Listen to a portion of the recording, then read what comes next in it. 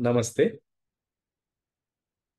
There is this popular belief that if one can station oneself in one's knowledge of one's innate divinity, then that is good enough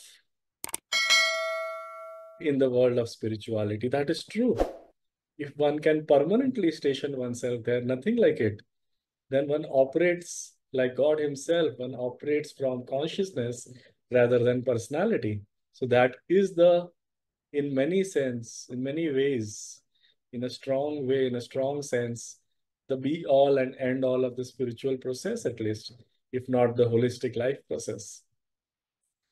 However, one should be aware that simply by thinking yourself to be consciousness, you don't become consciousness. Simply by knowing that equanimity is highest, you don't become equanimous. Simply by identifying yourself for a moment or considering yourself to be Atman or Brahman, whatever your belief may be, once you don't necessarily become enlightened. Even if you do that time and again, you're not necessarily enlightened. What is required is a deep abidance, is a deep stationing, is an unbroken, continuous sense of or a feeling of oneness and a feeling of being positioned in your consciousness and knowing yourself as consciousness in a very deeply convinced way.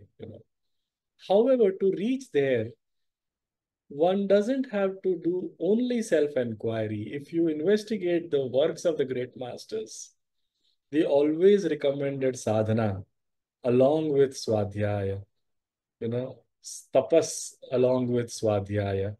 So along with self-enquiry, one needs to necessarily incorporate at least one or two or more branches of this entire spiritual process.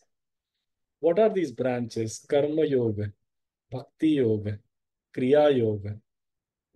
So along with self-enquiry, which is jnana yoga, you do require karma yoga, bhakti yoga, kriya yoga.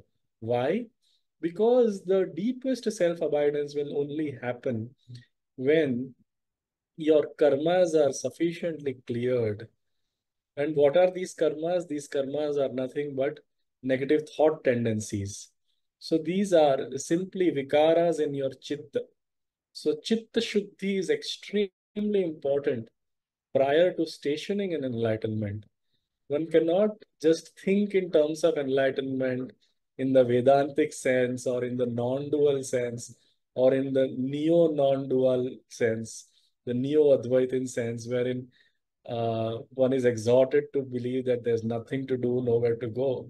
That is not enough. That is a very, very important aspect of the sadhana process.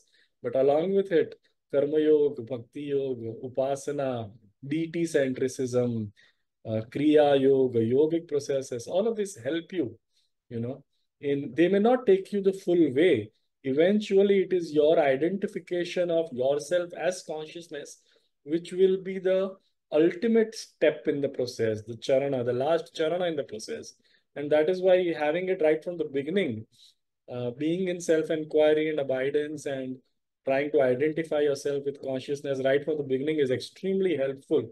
Don't get me wrong, but it is not the full-fledged process. It is not everything.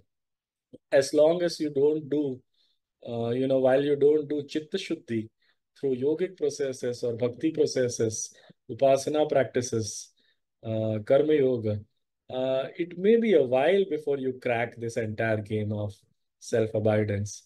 So I exhort you to combine your Vedantic self-inquiry, all the work of Sage Ramana, or all the work of all the great sages of Gnani Yoga, along with Karma Yoga, Bhakti Yoga, Kriya Yoga. Be committed to your deity, be committed to your upasana, be committed to your yogic practice, whatever it is. But then eventually it is your identification of yourself as consciousness, very, very deeply felt and with in deep amounts of conviction. and continuity. That is what is going to crack everything. So together, all these yogas will create the magic that you're looking for as a spiritual aspirant. Think about this.